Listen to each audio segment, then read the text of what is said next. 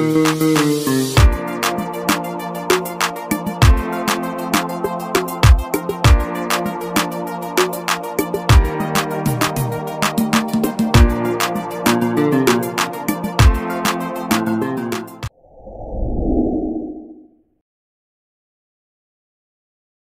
pouvoir des larmes. Les larmes, bien-aimés, ont un pouvoir. Les larmes ont une force dans la prière. Les larmes, bien-aimés, oh oui, ont une place importante dans la vie du croyant. Le croyant qui ne crie pas, qui ne pleure pas, aura du mal à rentrer dans les grâces de Dieu.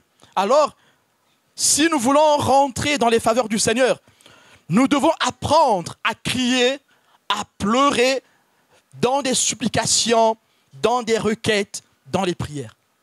Qui a déjà pleuré dans la prière? Bien-aimé, il faut pleurer. Dieu nous appelle ce matin de pleurer dans la prière. Nous sommes dans le combat spirituel. Comment veux-tu vaincre ton combat si tu ne sais pas pleurer? Bien-aimé, nous allons lire Jean, chapitre 11, versets 32 à 35, puis du verset 43 à 44. Lorsque Marie fut arrivée là, où était Jésus, et qu'elle le vit, elle tomba à ses pieds et lui dit, « Seigneur, si tu eusses été ici, mon frère ne serait pas mort. » Jésus, la voyant pleurer, elle et les Juifs qui étaient venus avec elle, frémit en son esprit et fut ému. Et il dit, « Où l'avez-vous mis ?» Seigneur, lui répondirent-ils, « Viens et vois. » Jésus pleura.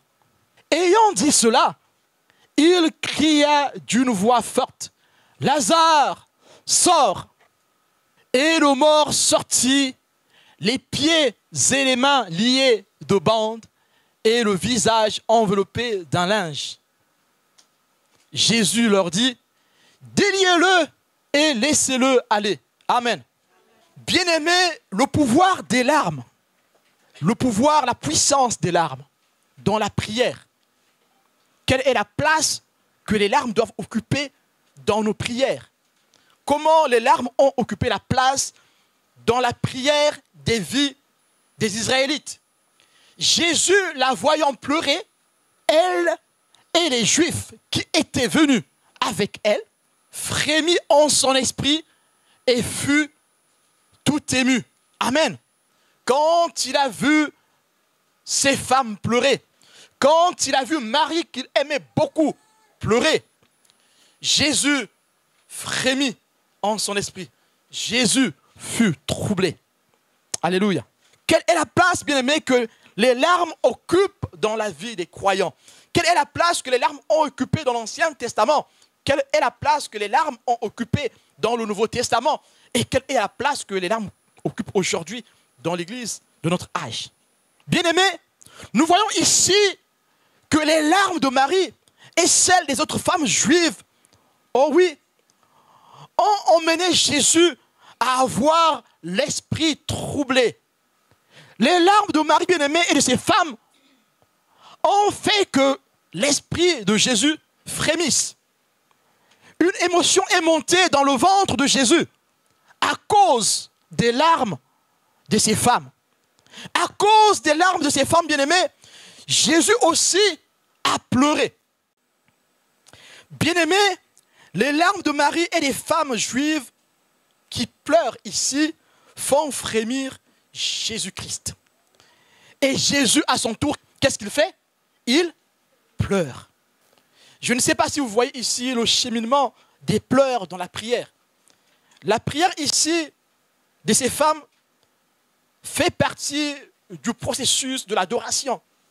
Marie a l'habitude d'adorer Jésus. Ce n'est pas pour la première fois que Marie se jette aux pieds de Jésus. Vous vous souvenez, bien-aimés, dans l'épisode entre Marie et Marthe. Marthe qui s'affaire aux affaires, oh oui, de la cuisine. Et Marie qui est au pied du maître, en train de l'adorer, en train d'écouter le conseil du maître. Et Jésus tranche sur cette affaire. Il y en a qui s'affairent dans les affaires domestiques et d'autres qui s'affairent dans l'adoration. Marie avait choisi la bonne part, l'adoration du Seigneur, l'écoute du Maître. Car nous savons tous que la vraie adoration, oh oui, est basée sur l'écoute. Lorsque Marie fut arrivée là où était Jésus, quand Marie arrive au pied de Jésus, qu'est-ce qu'elle fait? Et qu'elle le vit, elle tomba à ses pieds. Bien-aimés, ce sont les larmes de Marie et de ses femmes qui ont conduit Jésus à faire couler les larmes. Et les larmes de Jésus ont ramené, bien-aimés, Lazare à la vie. Qu'en est-il de nos larmes? C'est la question que Dieu nous pose ce matin. Qu'en est-il de nos larmes? Que faisons-nous de nos larmes? Est-ce que nous jetons nos larmes dans le monde, dans les ténèbres? Est-ce que nos larmes tombent par terre ou nos larmes montent vers le ciel? Il y a des larmes, bien-aimés, qui tombent à terre. Il y en a d'autres, bien-aimés, qui montent vers le ciel, comme un parfum de bonne odeur, comme une prière. Nous voulons déjà voir la puissance des larmes dans le monde, bien-aimés. Les larmes, bien-aimés, ont une puissance, même pour ceux du monde. Pleurer, bien-aimés, est une façon de porter plainte et de s'emparer du pouvoir. Ceci est vrai sur le plan politique, sur le plan ésotérique et sur le plan spirituel pour nous, les enfants de Dieu. Les politiques, bien-aimés, savent manipuler l'art de pleurer pour dominer, pour avoir, pour conquérir les cœurs. Et nous voyons, bien-aimés, que les grands politiciens de ce siècle, bien-aimés, savent manier l'art de pleurer. Ils savent improviser des larmes. Et nous avons vu, bien-aimés, pendant plusieurs mandats politiques, des larmes, bien-aimés, transformer tout un mandat. Nous avons vu, bien-aimés, des larmes d'un dirigeant, bien-aimé, conquérir les cœurs. J'aime bien ce que dit un essayiste français, au nom de Georges Didier Huberman. Il dit, les larmes sont une manifestation de la puissance politique. Les larmes sont une manifestation de la puissance politique. Donc un politicien qui sait manier l'art de pleurer va conquérir les cœurs. Bien-aimés. Et pourtant, nous savons tous que dans nos sociétés, pleurer est synonyme de faiblesse. Nous savons tous que dans nos sociétés, pleurer est signe de fragilité. Nous savons tous que pleurer est signe d'impuissance. Nous savons tous que pleurer est signe d'un pouvoir. Et nous savons tous que, bien-aimés, pleurer est du domaine intime et privé.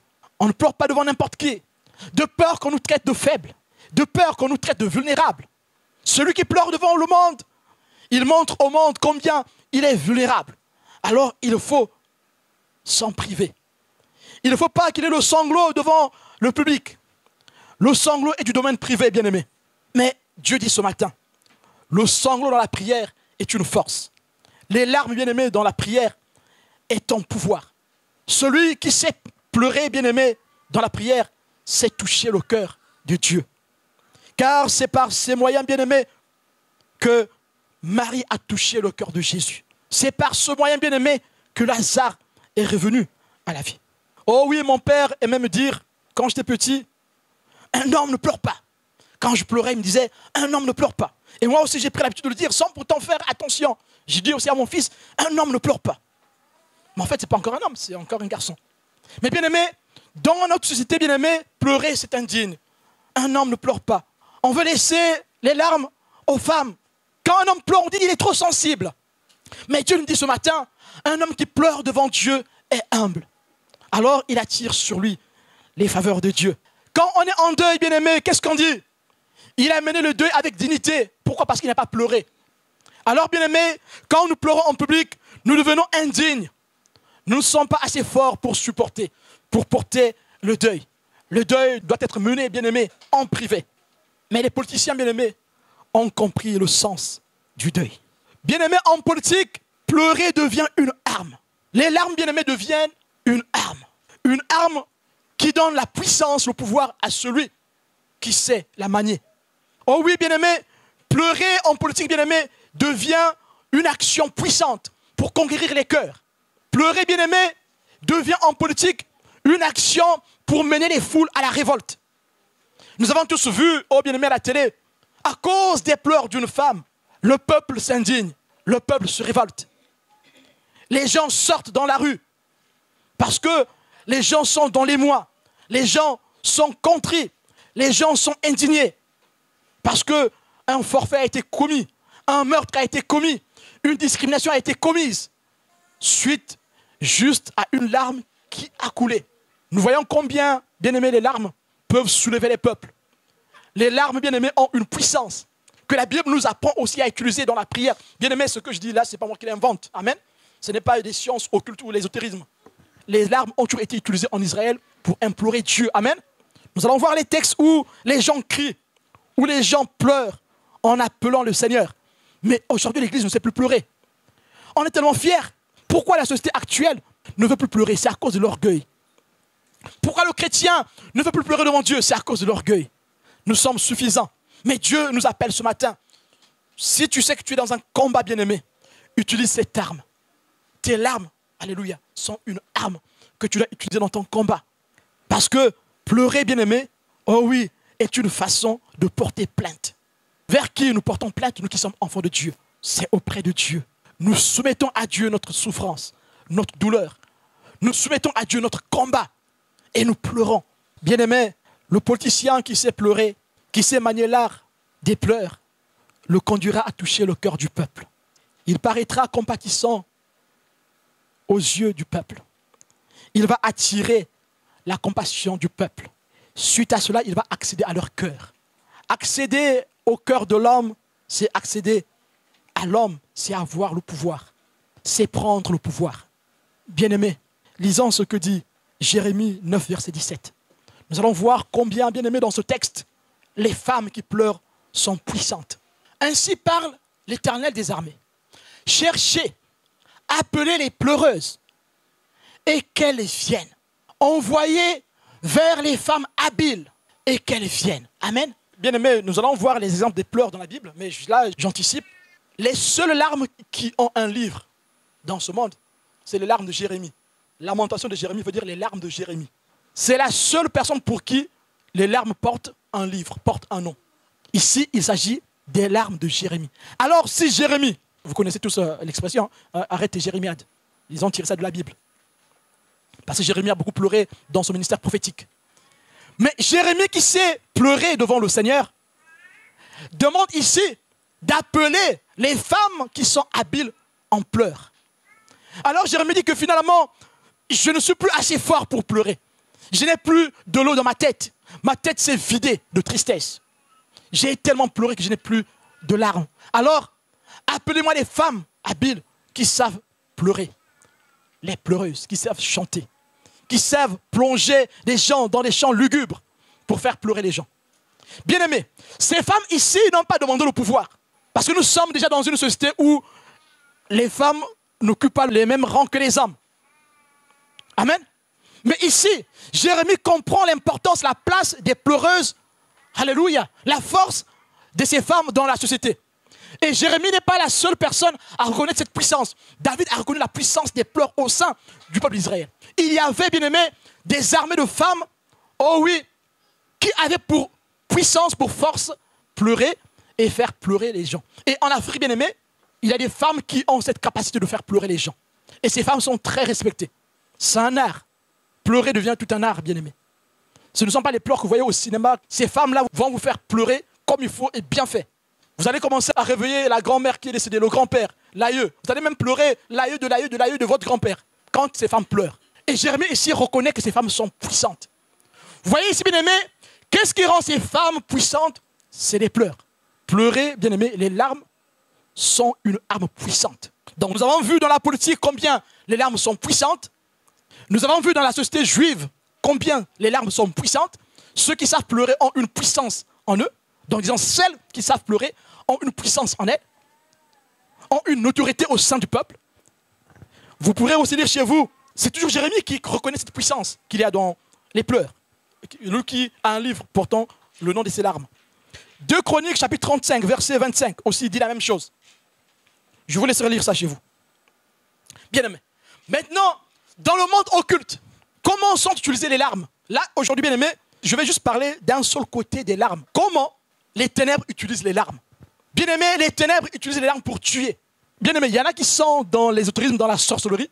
Il y en a qui sont dans les sciences occultes, mais qui ne sont pas assez forts pour atteindre une âme, pour tuer une personne, pour détruire une vie. Ils n'ont pas cette force. Ils ont la force de dire des paroles, mais ils n'ont pas la force d'atteindre une âme, de nuire à une âme. Qu'est-ce que font ces personnes? Ces personnes savent pleurer. Ces malfaiteurs savent pleurer. Bien aimé, avec des larmes, on peut te maudire. Juste avec des larmes.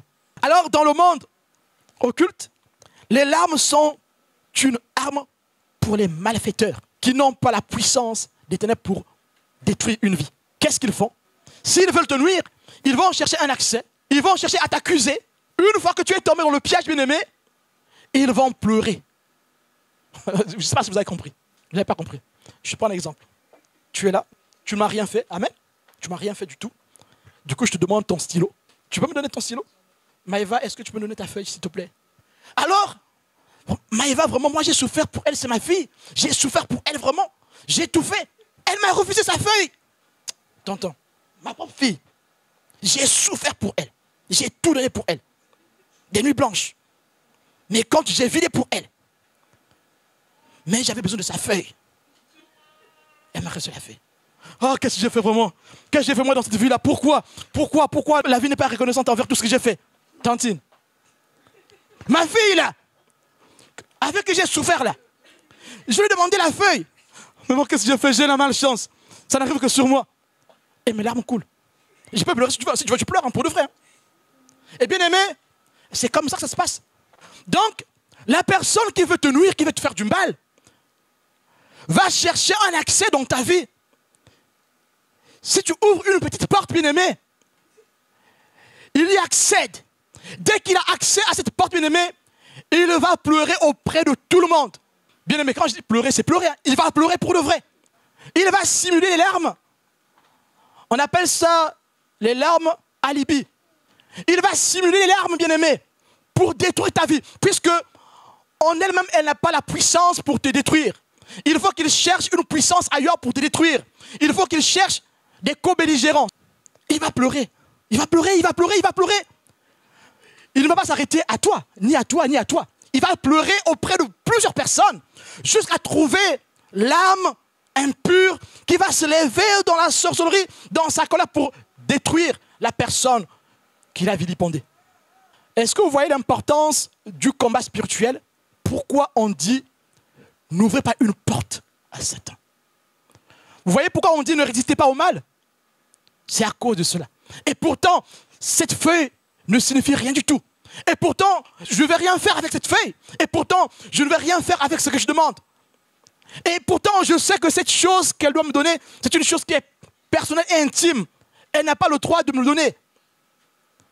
Mais qu'est-ce que je fais? J'appuie dessus. Je pleure sur elle. Je me victimise dans le monde nocturne. Mais or, ceux qui ont les yeux savent que ces pleurs sont une monnaie d'échange. C'est comme si tu voulais vendre la personne. C'est une façon de vendre quelqu'un comme Judas a vendu Jésus. Bien-aimé, souvent les gens banalisent le processus de Judas avec Jésus. Ce que Judas a fait à Jésus, bien-aimé, c'est un processus qui se passe encore aujourd'hui sur le monde spirituel. Le monde spirituel marche avec des lois. Ces gens-là, pour venir attraper Jésus, il fallait que quelqu'un le vende, quelqu'un de chez lui, quelqu'un du dedans. Oui, bien-aimé, pleurer est une façon de porter plainte et de s'emparer du pouvoir pour ceux qui en sont dépourvus. Alors ce sorcier est dépourvu du pouvoir de nuire, du pouvoir de nuisance. Qu'est-ce qu'il fait? Il va chercher secours. Il va pleurer auprès de ceux qui sont plus forts que lui, afin que cette personne soit maudite, afin que cette personne meure. Bien-aimé, la Bible dit que, Job dit que, il y en a qui ont le pouvoir d'exciter la colère du Léviathan. Mais si un sorcier va pleurer auprès de tout le monde, c'est qu'il cherche quelqu'un qui est fort pour te tuer, pour te détruire. Et pourtant, tu n'as rien fait. Mais tu as seulement ouvert une porte. Puisque cette personne veut te nuire, bien-aimé, il va trouver un moyen. Il va te demander ta chemise. Et pourtant, il sait que dans cette chemise, il y a ta transpiration. Et elle est sale, la chemise. Mais il veut seulement avoir la chemise. Et si tu lui refuses la chemise, bien-aimé, c'est fini. Il va pleurer auprès de tout le monde. Quand j'étais en France auprès de Fabrice, je lui ai demandé sa chaussure qui est pourrie là. Même cette chaussure, il a refusé. Bien-aimé, il y en a qui ont le pouvoir d'exciter le Léviathan. Lisons Job 3, verset 8. Qu'elle soit maudite par ceux qui maudissent les jours, par ceux qui savent exciter le Léviathan. Dis-moi, est-ce que nous, les enfants de Dieu, nous savons exciter le Léviathan? Dites-moi. Qui sait exciter le Léviathan? C'est qui? Ce sont les sorciers, ceux qui font les sciences occultes, l'ésotérisme. Eux, par les pleurs, on peut exciter le Léviathan. Ceux qui ont la sorcellerie dans leur ventre peuvent exciter le Léviathan. Alors, ceux qui n'ont pas le pouvoir pour nuire et qu'ils ont en eux la sorcellerie, ils vont pleurer auprès d'autres personnes pour exciter le Léviathan, jusqu'à ce qu'ils trouvent quelqu'un qui a le pouvoir de nuire. Et ce dernier va te nuire. Pourquoi? C'est parce que une personne a pleuré sur ton nom. C'est une façon bien aimée de répandre la malédiction. Quelqu'un qui veut te maudire, il peut passer par les pleurs pour te maudire. Alors les larmes, bien aimées, peuvent conduire quelqu'un à la malédiction. Bien aimé, d'où vient la sorcellerie? Elle vient du ventre, des entrailles. La sorcellerie vient des entrailles. Amen. C'est l'état d'un cœur. Amen. Avant qu'il y ait des symboles, c'est d'abord l'état d'un cœur. Amen. D'où viennent les pleurs? Les pleurs viennent de l'intérieur. Les plaintes viennent de l'intérieur. Qu'elles soient bonnes ou mauvaises, les plaintes viennent de l'intérieur. Si elles sont mauvaises, elles seront là dans le but de nuire. Dis-moi, quelqu'un qui te vilipende faussement, il veut faire quoi? Il veut te nuire ou il veut te faire du bien? C'est pas la sorcellerie? C'est la sorcellerie. Les pleurs ont une force sur le plan ésotérique, sur le plan démoniaque. Voilà pourquoi, bien aimé, si nous voulons sortir victorieux dans le combat, nous devons éviter d'ouvrir les portes, contrarier quelqu'un. Non, ne faisons pas des super spirituels. Oh, je veux l'affronter. Et il saura que moi, je suis un enfant de Dieu, que Dieu est avec moi. J'ai la puissance du Saint-Esprit. Je vais les résister. Bien aimé, ne fais pas ça. Si tu sais que quelqu'un là veut te nuire, sois bien avec lui. Donne-lui encore du pain. Encore et encore. Tu es en train de mettre sur lui les charbons ardents. Ta colère ne pourra jamais résoudre ton problème. C'est ton amour qui va résoudre ton problème. L'amour que tu as pour Dieu. Tu viens donner le pain à la personne et quand tu rentres chez toi, tu pleures devant Dieu. Ah Seigneur, tu restes cette personne, vraiment je lui fais du bien Seigneur, il veut me nuire Seigneur. Pardonne-lui tout ce qu'il fait Seigneur. Amen. Mais il va arriver un moment où Dieu va te dire de prier autrement. Mais il faut que ça vienne de Dieu. Hein. Quand on dit souvent les prières d'imprécation, le retour à l'envoyeur, attention, fais pas ça n'importe comment. Tu fais ça quand c'est Dieu qui te demande ça, sinon toi-même tu vas vers cette direction-là. Amen. La première attitude du chrétien bien-aimé dans cette adversité, c'est d'aimer l'adversaire et de pleurer devant Dieu. Je donne tout ce qu'il faut à cette personne et après je vais pleurer devant Dieu. Seigneur, en tout cas, Seigneur, tu sais que moi j'aime cette personne. Bénis-la encore, Seigneur. Tu viens, tu le bénis physiquement. Elle est gênée. Elle pleure. La nuit, elle ne peut rien. C'est son état. Il y a ceux qui savent exciter la colère du Léviathan. Les pleureurs ésotériques, les pleureurs nocturnes, les pleureurs sorcelleriques savent exciter la colère du Léviathan. Bien aimé, pourquoi? C'est parce que la sorcellerie vient de l'intérieur. Les pleurs viennent de l'intérieur. Les pleurs expriment l'état d'âme de la personne. Si elle est mauvaise, elle va te vomir le venin de la mort.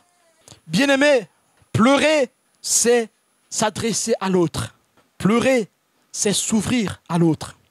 Pleurer, c'est se confier à l'autre. Pleurer, c'est dire que j'ai besoin de toi. Pleurer devant quelqu'un, c'est dire que j'ai besoin de toi. J'ai besoin de ton appui. J'ai besoin de ton aide. J'ai besoin de ton épaule. Puisqu'on dit toujours, il cherche une épaule sur qui pleurer. N'est-ce pas? Voilà pourquoi, bien aimé, si nous cherchons l'épaule de Dieu pour pleurer, nous serons victorieux. Mais si nous cherchons l'épaule du monde pour pleurer, nous serons perdants. Ah, souvent nos sœurs sont fortes pour pleurer sur les épaules des autres. Je suis désolé, bien aimé, mais c'est un peu la vérité. Hein. C'est un peu la vérité. La biologie dit que les femmes ont cette facilité de se confier que les hommes. Et qu'est-ce qu'elles font? Tous les détails de leur vie, elles commencent à dire à tout le monde. Ah, j'ai eu ceci, j'ai eu cela. Elle veut chercher les conseils auprès de tout le monde. J'ai vu cela, j'ai fait ci, j'ai fait cela. Qu'est-ce qui arrive après? Ça se retourne contre elle-même. Bien aimé, la première épaule sur qui pleurer, sur qui s'appuyer, c'est l'épaule de Jésus. Amen. Après, Dieu peut conduire pour aller pleurer sur l'épaule de quelqu'un que Dieu a donné le mandat. Amen. Donc même dans l'église, faisons attention de pleurer sur toutes les épaules. Amen. Pleurons sur les épaules qui ont reçu le mandat. Amen. Si tu pleures sur l'épaule qui a reçu le mandat, bien-aimé, tu auras le soutien de Dieu. Amen. Que dit la Bible? Confessez vos péchés les uns. N'est-ce pas? Mais c'est que les autres là? Ce sont ceux qui ont reçu le mandat. Parce que quand tu pleures sur les épaules de quelqu'un, tu mets sur cette personne une charge. Mais si cette personne ne sait pas se décharger auprès de Jésus, elle va être animée par les mêmes choses. Bien aimé, j'ai connu quelqu'un qui a écouté une confession et cette personne a commencé à être troublée par les mêmes choses qu'il a écoutées à la confession. Confesser, c'est pleurer, hein, c'est s'ouvrir. Nous avons donné la définition. Voilà pourquoi il faut que chacun prenne sa position et faire attention de ne pas ouvrir une porte. Et là, bien aimé, pour cette personne, c'était compliqué. Sans faire exprès, cette personne commençait à vivre les mêmes manifestations, les mêmes agissements que la personne qu'elle a écoutée. Nous devons faire très attention. Nous avons une vie qui est jonchée d'embûches, de combats. Si nous devons encore prendre les combats qui ne sont pas les nôtres, ça va être plus compliqué d'avancer, d'aller loin. Sachez, bien-aimés, bien que nous avons le Seigneur bien-aimé, le prince de l'air est toujours là pour veiller. Il veille. Parfois nous dormons, mais lui il veille. Il cherche un moyen pour nous retenir. Bien-aimé, moi je ne suis pas semblable à Daniel, hein, ni toi.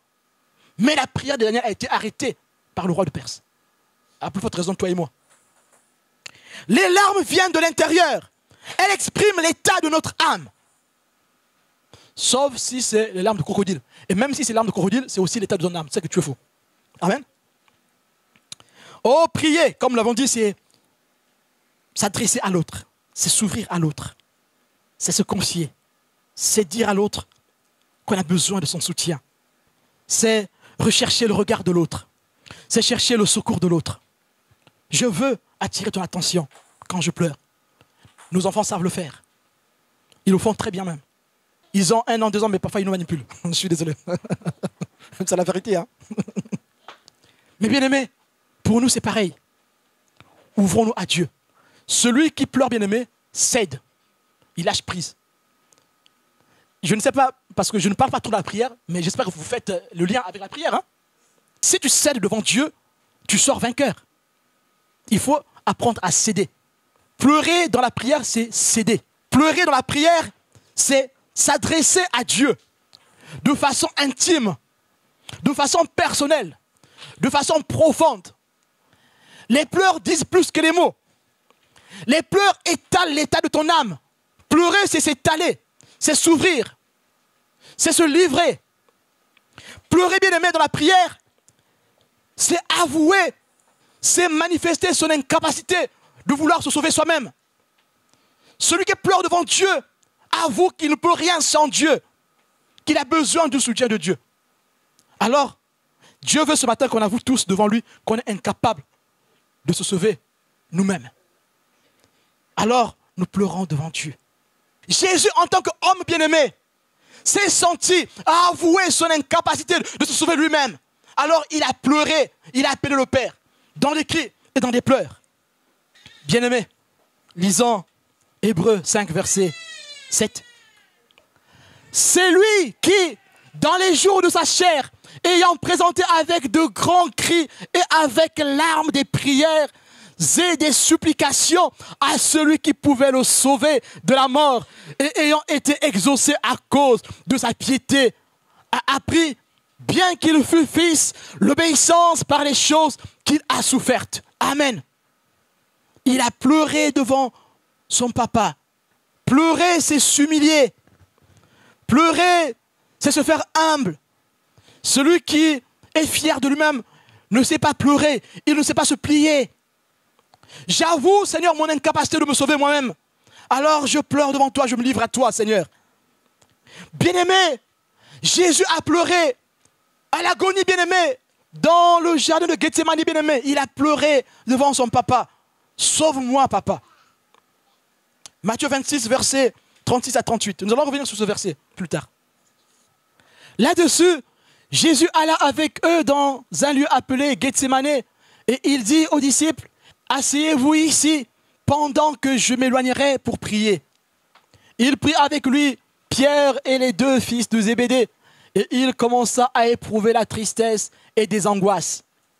Il leur dit alors, mon âme est triste jusqu'à la mort, restez ici et veillez avec moi. Amen. Là, il pleure Jésus.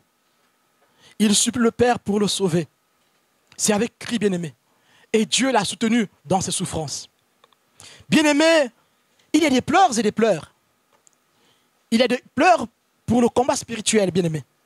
Il y a des pleurs pour la repentance, pour la contrition. Nous allons commencer par les pleurs de la contrition. Et Pierre se souvint de la parole que Jésus avait dite. Avant que le coq chante, tu me régneras 3 fois. Et étant sorti, il pleura amèrement. Matthieu 26, verset 75. Pierre pleure ici dans le cadre de la repentance. Donc il y a des pleurs dans le cadre de la repentance. Nous avons aussi l'exemple des pleurs, bien-aimés, pour le pardon. Luc 7, verset 38.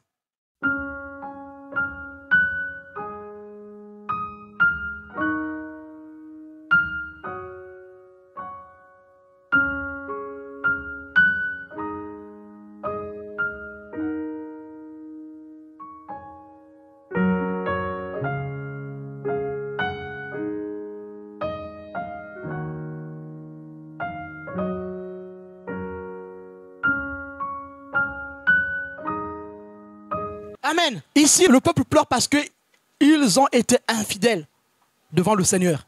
Si vous lisez tout le texte, vous allez comprendre ce que c'est. Ils ont été infidèles. Alors, ils pleurent sur leurs péchés pour que Dieu le leur pardonne. Amen. Contrition. Si tu sais que tu as commis une faute, bien-aimé, ne te gêne pas. N'attends pas une semaine pour que ça parte tout seul. Non. Va tout de suite vers Dieu. Pleure devant Dieu. Il va t'écouter. Il ne juge personne, notre papa. Il est très bon. C'est un père compatissant. Il y a aussi des larmes, ô bien-aimés, qui appellent le miracle. Donc pour ceux qui sont dans le combat spirituel, ces larmes vont faire qu'ils soient sauvés, qu'ils sortent vainqueurs du combat spirituel. Ça va pleurer. Et surtout, bien-aimés, au milieu de la nuit, bien-aimés, ces larmes ont une très grande puissance. Apprends à pleurer au milieu de la nuit. Après minuit, pleure. À l'aube, pleure, bien-aimés. Ces larmes ont une puissance. Bien-aimés, il y a prière et prière. Il y a des prières qu'on fait à certaines heures qui n'ont pas la même connotation, le même pouvoir que les autres. C'est pas moi qui le dis, c'est la Bible qui le dit. Jésus qui est le maître de la foi, le maître de la vie éternelle, il partait prier pendant certaines heures. C'est spirituel. Amen. Et bien aimé, les larmes de la veuve de Naïm ont touché le cœur de Jésus. Et Jésus a été frémi dans son esprit et il était ému de compassion et son fils est revenu à la vie. Luc 7, verset 13. Bien aimé, il y a aussi des larmes, bien aimé, de Néhémie. Bien-aimés, les larmes pour la restauration des peuples. Nous devons avoir des larmes pour la restauration des peuples. Ça, c'est dans le cadre de l'intercession. Nous sommes tous appelés des intercesseurs. Tu dois prier pour ta famille. Tu dois prier pour tes amis, pour l'église. Pour cela, il faut que tu verses des larmes. Dans certaines situations, il faut qu'il y ait des personnes qui versent des larmes. Néhémie, chapitre 1, verset 4. À cette nouvelle, je me suis assis. J'ai pleuré et j'ai porté le deuil durant des jours, jeûnant et priant devant le Dieu du ciel. Amen. Amen. Le deuil ici parce que le peuple qui est resté en Israël est maltraité, est dans la pauvreté. Les murailles sont tombées. Jérémie, qui est échanson du roi à Tarsès, a reçu les nouvelles de la part d'Anania, que le peuple souffrait là-bas, dans le dénuement, dans la pauvreté. Les murailles sont tombées. Alors Jérémie pleure. Pleurons pour la délivrance des nôtres. Dans la prière, bien-aimé, comme Néhémie ici. Et ici, les pleurs sont associés à la prière. Les pleurs sont associés au jeûne, bien-aimé. Si tu es dans le combat spirituel, associe ton jeûne aux pleurs. Associe tes prières aux pleurs. Et si tu as besoin d'aide, demande aussi de l'aide. Il faut demander de l'aide, bien-aimé. Bien-aimé, il faut demander de l'aide. Il faut savoir demander de l'aide. Les gens, ce ne sont pas des magiciens. Ils ne peuvent pas imaginer. Et parfois, les gens sont aussi respectueux. Puisque nous sommes dans un monde où il faut tout respecter. On ne veut pas, oh oui, s'immiscer dans la vie des autres, malgré que Dieu est puissant pour agir. Même Jésus aussi veut que l'homme lui-même fasse le premier pas. Demande de l'aide. Ne mène pas le combat tout seul. Tu n'es pas seul. L'Église est une force que Dieu donne à chaque chrétien dans son combat spirituel. Ne menons pas nos combats tout seuls, bien-aimés. Amen. Vous allez voir, dans le cas de Néhémie, il n'a pas fait tout seul. Il a demandé de l'aide. Dans le cas d'Esdras, bien-aimé, il n'a pas fait tout seul. Il a demandé de l'aide. Alléluia. Il a pleuré avec les autres. Même Moïse, le grand intercesseur, n'a pas fait tout seul. Il a fait avec les autres. Il avait besoin de Our et d'Aaron. Les larmes de pardon. Nous avons Genèse 45, verset 9, verset 19, verset 13 à 15. Nous avons, oh oui, les larmes de Marie de Madeleine ont conduit Madeleine à être la première à avoir vu Jésus-Christ ressuscité. Bien-aimé, si tu associes les larmes dans ta vie spirituelle, bien-aimé, tu vivras les bénédictions que les autres n'ont pas encore vécues. Tu seras le premier ou la première à vivre cela, à vivre les faveurs de Dieu. Les larmes font descendre dans la vie du croyant les faveurs de Dieu. Mais or, bien-aimé, nous avons dit que les larmes viennent de l'intérieur. Et Dieu à qui on adresse les larmes sait lire les larmes. Dieu sait si les larmes sont factices ou c'est des vraies larmes. Bien-aimé, les vraies larmes, c'est des larmes qui viennent d'un cœur sincère, un cœur pur. Parce que l'expression des larmes est une expression de compassion et d'amour. Les larmes pour le croyant est une expression de sincérité, d'amour et de compassion. Voilà pourquoi la plupart des miracles de Jésus sont accompagnés de cette phrase « Jésus ému de compassion ». La compassion, c'est l'amour associé à de la pitié. Ça, c'est la compassion, de la miséricorde. Et c'est à cela que Dieu appelle ce cœur. Alors, si tu commences à fabriquer tes larmes pour que l'esprit descende, il ne va pas descendre. Je suis désolé pour toi. Hein. Je suis désolé. Parce que tout vient de l'intérieur. Il faut que dans le ventre, il faut que dans nos reins, qu'il y ait la vie de Dieu. Pour que ces larmes soient des larmes du salut pour les autres et pour toi-même. Amen. Alors, il faut travailler notre esprit, il faut travailler notre âme dans la prière, dans la parole de Dieu qui nous éclaire. Il faut se mirer. Si on a commis une faute, ce n'est pas la fin du monde. Tu peux encore demander pardon pour te rattraper. Si tu n'arrives pas à résoudre ce problème, continue. Dieu finira par te donner la solution. Amen. Dieu n'est pas incapable de nous sortir de notre situation. Amen. Oui, nous avions dit que les larmes de Marie devant la tombe de Jésus l'ont emmenée à être la première à voir Jésus ressuscité. Vous voyez là où peuvent nous emmener les larmes? Nous avons aussi dit que les larmes de Jésus ont emmené Jésus à supporter la souffrance, mais aussi à vaincre la mort. Les larmes de Jésus ont emmené Jésus à déterminer qu'il est le germe, qu'il est le porteur du salut dans le monde. Si tes larmes sont vraies, alors tes larmes seront, oh oui, une porte pour le salut des autres. Bien-aimés, les larmes de compassion, d'amour, conduisent au salut. Elles touchent le cœur du Père. Elles embrasent le cœur du Fils. Elles poussent le feu de l'Esprit à agir, à consumer, à détruire le mal, à bénir aussi, à transformer, à juger. Alors, tu n'auras plus besoin de juger ton adversaire. Puisque tu es dans les larmes, Dieu le fera pour toi.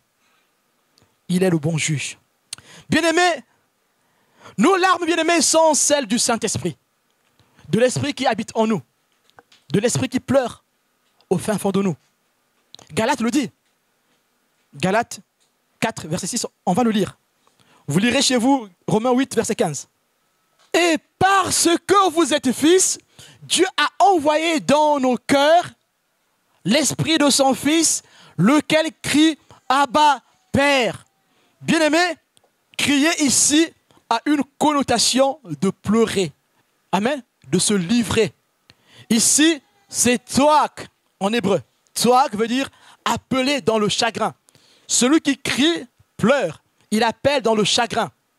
Alors le Saint-Esprit pleure, appelle le Père en étant triste pour nous, pour que Dieu vienne nous visiter. C'est ce que dit ce texte.